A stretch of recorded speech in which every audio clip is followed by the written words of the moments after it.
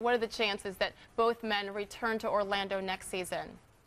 Well, I say slim to none. Number one, I think it was Stan Van Gundy opening his mouth the way that he did, although some people like myself and many others would agree with him.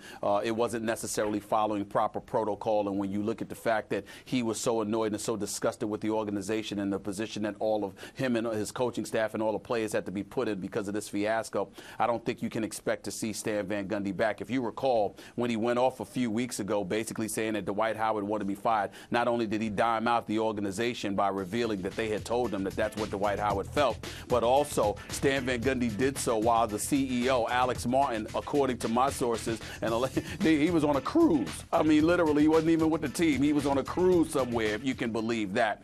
So clearly, they don't all seem to be on the same page. Then in the case of Dwight Howard, things are escalating to very uncomfortable levels simply because Dwight Howard feels like the organization and the team itself has turned their back on him. He feels like this notion that he's quit on the team is emanating from the organization. He feels like teammates have not stepped up on his behalf and been supportive of him at all, according to what my sources tell me. So as a result of that, you can expect Dwight Howard to want to be gone as well. And by the way, don't expect him to flip-flop this time. Don't expect him to be in a situation where he's coming back and everything is all hunky-dory once the season begins. I think the minute this season is over, according to what I'm hearing from his camp, you can expect Dwight Howard to sit there and tell Orlando, get me out of here. I don't want to be here any longer. So you got Stan Van Gundy annoyed with the organization. You got Dwight Howard disgusted with the organization, the way he's been treated, along with the way his teammates have been AWOL on him as far as he's concerned. And you've got a problem. Not to mention the fact there's one other little cliff note that you might find interesting.